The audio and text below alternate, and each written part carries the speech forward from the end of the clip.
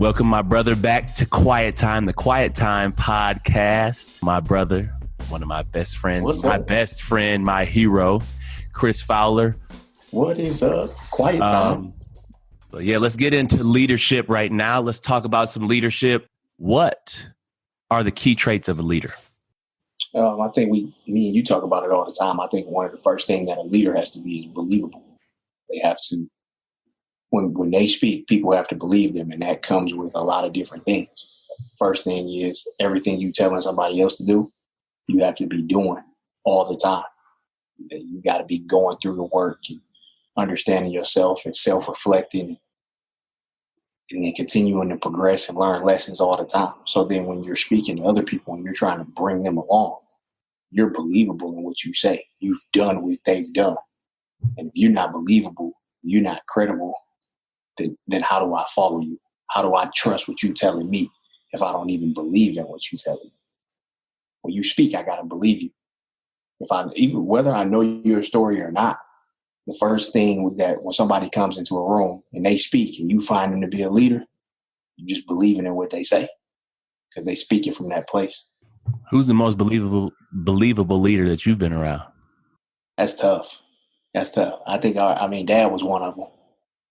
My prep school coach, Lauren Jackson, was another one. When he spoke, he was believable. Why did you say Dad? Because I just asked these same questions to him. And he was just on. So we did like an hour conversation, and he was talking about leadership and how you have to be able to follow first and how he had to follow his dad and understand things, but leadership.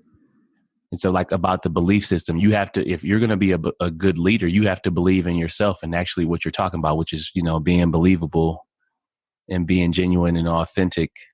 So he was talking about that. When we was watching him as we were growing up, the sacrifices he made for his family and some of the decisions that he made to get to where he's at in order to provide a better life for his family were genuine. They were authentic, and we saw him do it. So therefore, when he spoke about it, we were able to believe it because we saw him do it. It wasn't just coming from a place where you were like, oh, you got to sacrifice to get here. He did do that. He maybe did things that he may not have wanted to do fully in order to have us do things that we wanted to do. So you could believe him when he spoke. He talked about that when he had to move to London or wanted to move to London for that job. He was like, I didn't want to leave y'all, but he said on the process and to the path to being a vice president and an officer in the company, if he didn't go, that would have made that process a lot harder and a lot longer. Yeah. And he didn't have to do that. But it was a sacrifice he made to leave us here at a young age, an age where he was really, or when we were really impressionable. And him being around could have been that much better. But him sacrificing made the later years that much better. He opened up doors for us that we may not have been able to open if he hadn't taken that route. Yeah, I think his sacrifice, now that I look back at it right now and think about it, it was crazy.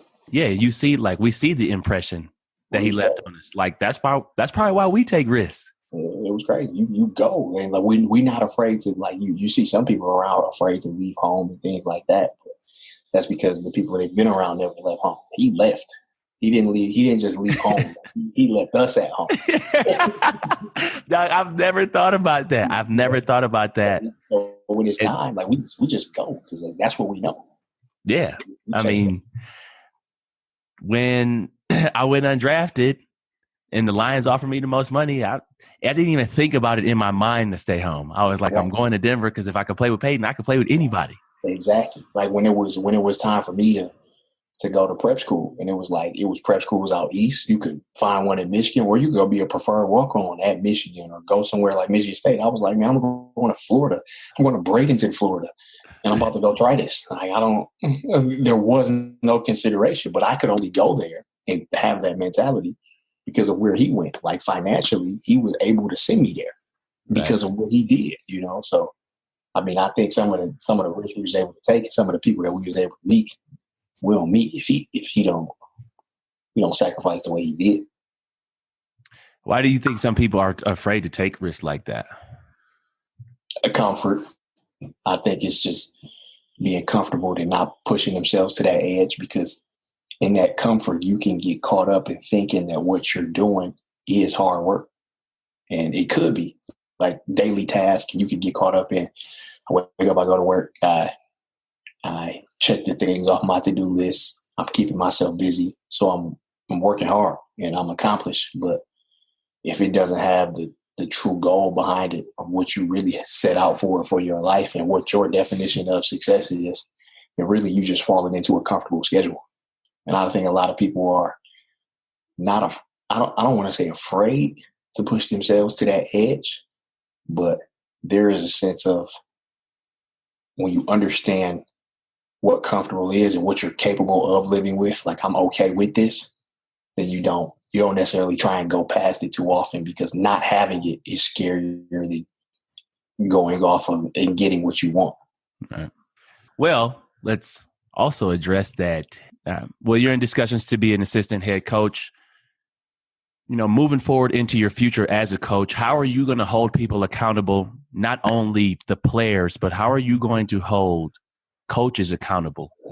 How are you going to hold executives accountable if you want to coach in the NBA or if you want to coach in college, high major D1? How are you going to hold people around you accountable to achieve their best selves, the best win and outcomes? You know, Dad was saying that, you know, the meetings that he set every Thursday, that he had a meeting every Thursday with his boss and then he had a meeting with his team.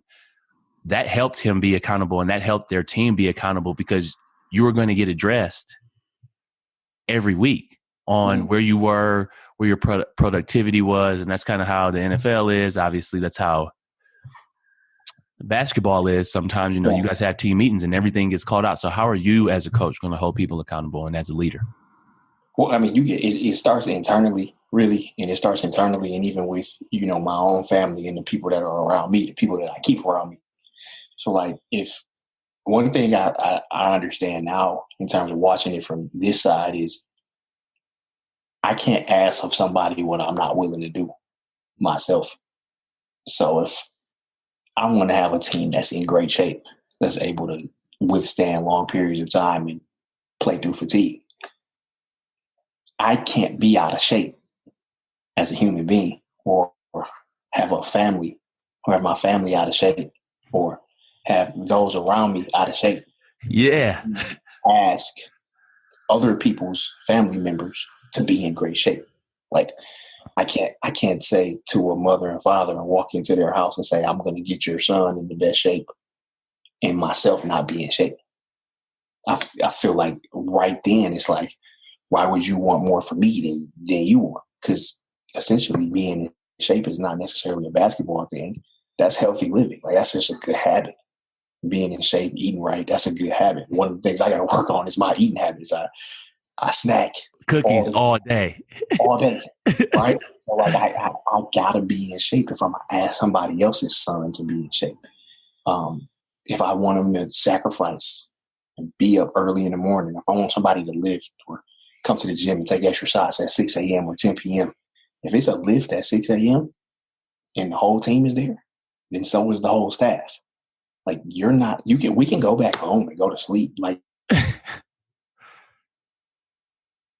no way, I'm going to ask them to sacrifice and walk out here when it's dark, and we're going to be sleeping in, and we're going to see them at 9:30. How do they believe? Repeat that once again. You know, if the whole team is lifting, because I think you froze a little bit. So if the whole team is lifting at 6, the whole staff is there. Everybody's there. Everybody that is involved with the program, especially on the basketball coaching side, everybody that's going to be demanding something of them is going to be there. And we don't have to go through the lift. We should be doing something. Like, this is our time to get in shape. We're not training to play basketball, but we are training to live healthy lives and continue good habits.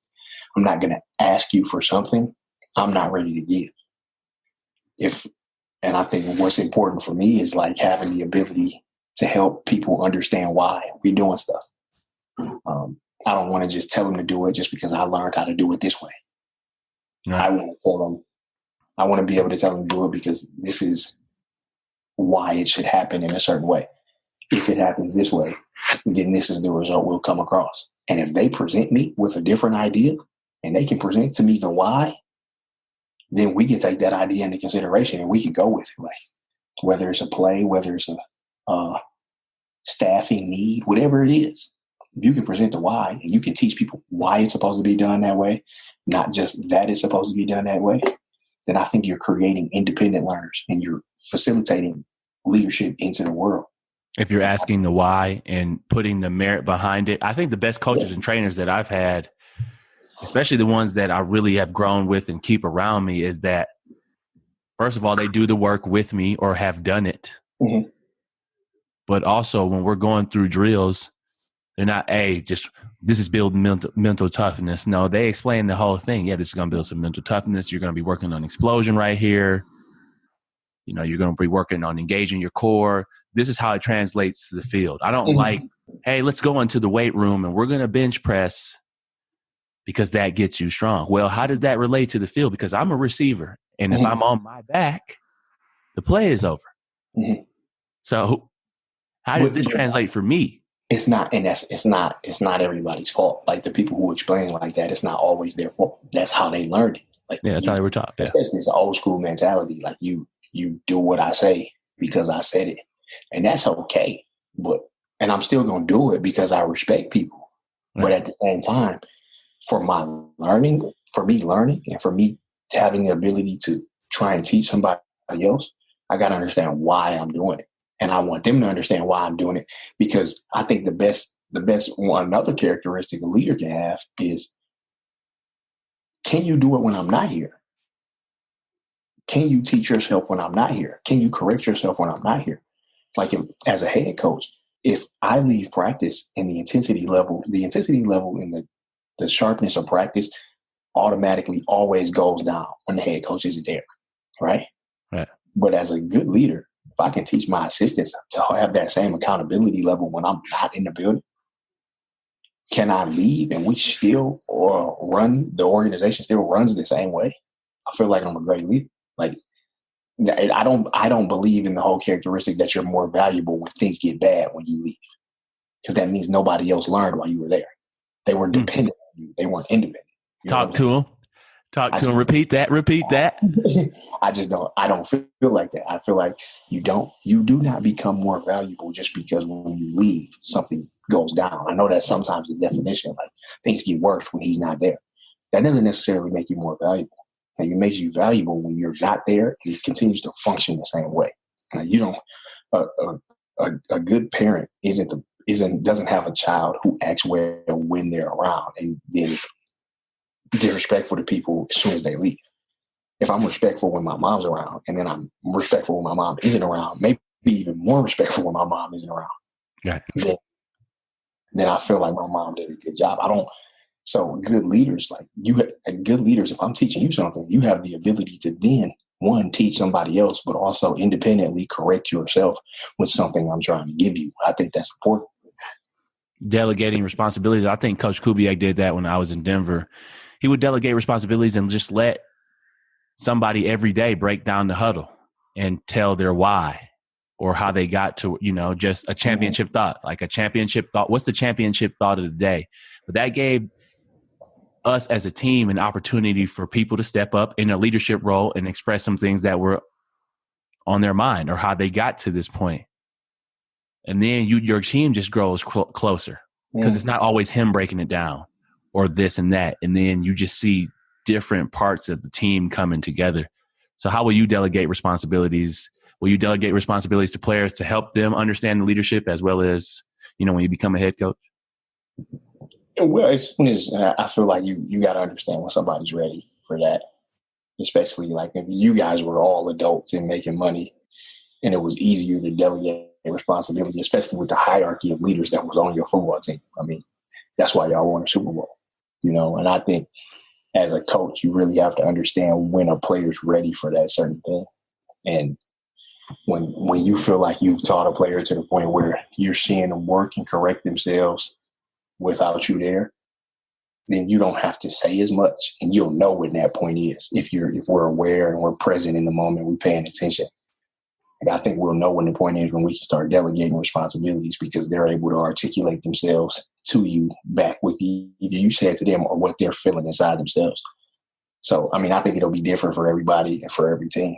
I think everybody can get to that point, but a group of freshmen coming into college, you can't delegate responsibility until they understand the system and what they're playing in. But halfway through the year, if you still saying the same thing in February that you were talking about in June when they first got there, I mean, that's as much on the teacher as it is on the learner. So, I mean, I think it just depends. What advice would you give to people about leadership and approaching leadership, not only as a coach, but just as a person? Because you don't have to have a title to be a leader, but leadership doesn't just come within business and team. It just comes with you as a person.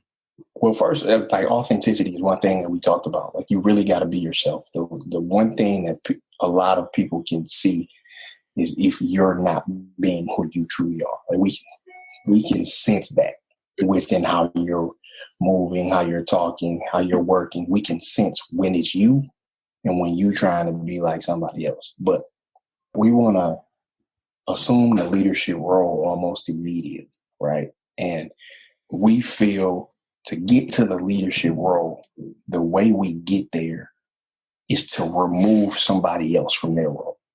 So we downgrade and degrade the person in their role in order to make ourselves feel more powerful and be in leadership in more impactful positions. When the easiest way to get to the leadership role is to uplift somebody to a higher role, right? So if I'm an assistant coach that wants to be a head coach, the easiest way for me to get to a head coaching position isn't by being better than my head coach. Because even if I'm better, if he's not successful, then I'm not successful as being a part of his staff. The easiest way for me to get from point A to point B is to get him from his point A to his point B. So if I can be an assistant and uplift the head coach to his goal, to which is being either at a better school or a higher level or just being the best to ever be at that school, then it'll be easier for me to one day become a head coach. If I'm a graduate assistant and I want to eventually be an assistant, one of the easiest ways is how do I help my assistants then become a head coach? Because if I can help them get to their point A to point B, I can get to my point A to point B. So the easiest way to get into a leadership role or a higher level or a more impactful role is to uplift the person that's above you. Like if we lift them higher, ultimately there's a spot open for us to go higher. If we don't lift them higher, they're still in the spot that we want to get to. It's harder for us to get to that spot if they're stuck in it. So I think that as leaders, we got to know our role. I think Dad said it. I heard Draymond say it last week. Like you got to understand how to follow, but not only understand how to follow, but perfecting your role and being able to uplift somebody else to get to their role. As a head coach, you want to be one of the best head coaches. Find a way to get your players to their goals. In my opinion, like if your players they'll run through a wall for you if you can get them to where they want to go, especially in college or even in the pros. If you can uplift them, they'll run through a wall for you. If you can elevate them to a different level, then you automatically get elevated to a different level.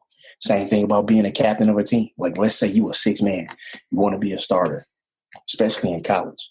You want to be a starter. You want a high-level basketball team. You a 6 man, you want to be a starter. The easiest way to be a starter, help your starter go pro. That position's open now. Right. But if you're so busy trying to show people how bad he is, but he's already in favor, so you're not going to take him out of coach's favor because he's already in favor. But if you continue to try and tell people like how much better you are than him, instead of making him better and getting him out of the way should be more of not necessarily taking his spot, but getting him to a higher level. So then that spot is then open for you. But we try and skip that step. Like instead of getting him to go to a higher level, what we do is we try to skip the step of getting to his spot just by just getting to the level above him. Sometimes it works, doesn't last all the time. Sooner or later, somebody's going to catch on, and life is undefeated. You're not going to beat it forever. Undefeated. Yeah. Life is always undefeated. Life's undefeated. Dad said something similar to me when it comes to moving forward in life and just understanding that people think leadership sometimes comes from being combative. You don't really have much growth like that. The real strength in leadership comes from working together and moving forward. Usually, I mean, that's what you see. Like, and there is a combative part of leadership. It's not the only thing that is there. There is uncomfortable moments in which you have to have those conversations. Dad had many of those conversations. You know, he doesn't want to remember those, but he had them. And I think the best leaders are able to take confrontation, constructive confrontation, and like people disagree. And that's okay as long as when we leave out of that disagreement, we on the same page trying to get to the same level. Like the disagreement can't be, I want my way, you want your way. The disagreement has to be, well, I think this is the best way to get us to this point. And you have to say, I think this is the best way to get us to this point. Right. And I think that both comes from understanding the why. Like you got to understand why. Like you can't just say, this is the best way because I think so, or because I said so. Like that's not leadership, because then nobody's learning. Yeah. And if we're not learning, then nobody's elevating. So, I mean, confrontation and being combative is a part of it. But like, I think when this Jordan documentary comes out, he says, sometimes I push people to that level because I knew how it was going to be when we was going to play in the Eastern Conference. Like I knew how it was going to be. So if you couldn't, in the Eastern Conference Finals, like when we played the Knicks, when we played the Heat, when we played the Lakers in the playoffs, this is how it is. Like it gets this intense. It gets this heated. So if you can't take it right now behind these closed doors when it's just me, how can I trust you to take it when it's 50,000 and we on the road and we need this one? I don't think he maybe explained it like that to them at the time, but he can put a reason behind it now. And maybe there's better ways of doing it than the way he did it, but he found a way. And it lasted, like you said, after he retired the first time, they still went to the playoffs. That DNA, what he instilled, his work ethic. Yeah, the coach was still there and Phil was still there managing the egos and the different personalities. But they didn't really drop off that much, even though, Mike is one of the greatest players of all time. But I feel like, like you said, he put them in situations to learn. And those situations even carried over even when he wasn't there. And that's where we talk about, like, when people talk about, a lot of the world will say he's not as valuable as some other players in the NBA because when he left, they were still good. So he's not valuable. Value is when I leave, you guys get awful. Like, that's the definition of it. And you can say that. And by definition, that could work. It could also work the other way. Right. The things that you buy, the things that we pay for that we consider valuable, that cost a lot of money, usually depreciate in value as soon as we pay for them. Cars and watches and all of that stuff, like they depreciate in value as soon as they go off the lot. Yeah. Things that not a lot of people will buy that don't depreciate in value, that actually gain value when you're not even there. It's like real estate. You don't have to be there for that to still be making money for you, or for you to be spending, or for it to be a quality investment. I don't have to be on my property for it to be a quality investment. Right. Because at the end of the day, it's making money for it. If I paid it off and I decide to sell it, it's making money for it. In my opinion, that's value. Right. When I'm not there, it's still doing what I wanted to do. It's still doing what the design. It's still close to doing everything that I wanted to do. You want to say that, okay, yes, we are better with me. I feel like I'm good enough for us to be better with me, but without me, we don't get bad. And if I do it right, that's the whole thing. Why do you think Phil was such a good leader? Phil Jackson. He took time to try and understand the whole person and not just the basketball player. Like he was deep in the Zen part of the whole person, creating a more spiritually led person. And that caused especially deep thinkers like the players that he had, like Jordan and Kobe, the leaders that he had, like Jordan and Kobe, deep thinkers and people who appreciate challenges like them, it caused them to like dig deeper within themselves to find their true greatness. So I think we get caught up in thinking that when we coach basketball, our only job is to coach the basketball player. And we forget that the game is nothing without people. Right? If we don't have people, there's nobody for us to coach. So we got to focus more on the whole person. And I think he did that to the best of his ability. You know, it's still professional sports where you can't get too emotionally involved. But they did. He focused on people more than anything. What's the best ways people can improve as leaders, and what's a way that you can improve as a leader? I think as much as we can, like we got to continue to dig deeper and find who we really are, and we got to find our definition of what success is. You know, like I feel like everybody's definition is different. Where, you know, some people out there, they want to be stay-at-home moms and stay-at-home dad.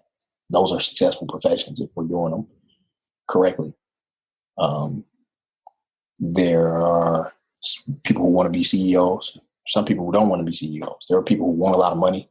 Some people who don't want a lot of money. You know, and everybody has their own definition of what success looks like to them. And we have to find that definition. And after that, we have to live by that definition. And I think it's easier. Once we understand our own definition of things, it's easier to then be authentic behind it. You know, nothing can sway us off our definition. We stop comparing ourselves to other people. And once we stop comparing, we can essentially just live by our own definition. I think that's important. Once we get that, like one of the things I did, I think my first year as a GM at Michigan State is I figured out what my definition was. So once I figured out what my definition was, win or lose, regardless of the outcome, like as long as I lived by my definition, that was a successful day. How'd you figure out the definition? Spiritually, it was a biblical story that kind of set that off. And if anybody's interested in the Bible, in Genesis 24, chapter 12, I think it's Abraham's servant goes and is sent off by Abraham to go find a wife for his son Isaac. And one of the prayers he prays in I think it's verse 12. Genesis chapter 24, verse 12. The prayer that he says to God, the first sentence is, Lord, make me successful today, or some sort of that. And I think it's the first time in the Bible we see the word successful. It's in the first book of the Bible, but it's the first time we see the word successful in the Bible. So the first time we see the word in the Bible, it's centered around a servant getting something valuable or loving for someone else, not for himself. But he's praying to God that he can get something and be the success for him that day is getting something for somebody else to use. So in that, I took that for my definition. It's one of the stories that I read in the Bible that has stuck with me. Where now it's like success to me is how can I create something or have knowledge that I've been through or will continue to go through that somebody else can use? How can I serve somebody in that way? And my service is what will make me successful if I continue to stay on this path. Yeah, I feel the same way when it comes to serving. And that's why I want to do coaching, but for personal development, and coach people to take those risks, to live out their purpose, to have fulfillment, freedom, choice, all those things. Because when I'm doing things like that, the days are fun. Yeah. It is like, and even if you only reach one person, you did it. I did what I set out to do. I was successful. And I think like more and more, like there's going to be a growing need for people like you in businesses because of the mental health aspect that's going to come along with high achievers. And there's always going to be a need for people to help other people put things in perspective. And where now in businesses with high achievers, we get thrown into the fire and we just learn and we just do and we do and we do. And nobody slows us down and say, okay, you're doing this. But when we first got here, this is what you set out to do. This was the long-term goal of what you set out to do. These are the short-term goals of what you set out to do. These were the outcome goals of what you set out to do. If you're doing these every day, then what you're doing right now is successful. The outcome doesn't make you successful. What you wrote down that you're doing every day is what makes you successful. The outcome is going to come and go, right? The process is there's always going to be another process. The outcome is going to come and go. So the need in many professions to do what you're doing right now is going to continue to grow, especially with people that have done it and been through. So, I mean, we got to keep going. 100%. And it's not like I have all the answers. It's a proprietary blend of things that I've learned, read, conversations that you and I have, conversations that we have with dad, mom. It's not like I have all the answers. Coaches need coaches too. Like I have plenty of people that I go to for help, and that I have, a personal coach that helps me, especially with the mental and putting things into perspective and understanding what the real purpose is. Mm-hmm. Like, what are you really getting out of it? Like when I was going through a workout with one of my boys yesterday, he said, "Come on, man, let's just hurry up and get it done." Well, what are we working out for then? Might as well not do it. What are we doing? It's not because it's not about getting it done. It's about pushing through it and understanding what are we learning during the process. We're going through a kickboxing workout. It's not about getting in all the reps. Mm-hmm. What are you learning? Are you using the right footwork? Are you understanding different things? It's not about, and let's just get it done. Nah. Well, then let's not work out. Yeah, because it's not important. You just trying to get it done. It's not important. And it's like I bet you studies say that if you present and really trying to learn through the workout, then the results last long. Right. And you got to be doing it for the right reasons. You can have it all. It's just you can really have everything you want in life if your reasons are right. Right. The problem is a lot of us want it for wrong reasons. Yeah. Much love, dog. Can't ban the snow, man. I want to thank you guys for listening. You guys can visit me at BennyFowler1.com. Thank you.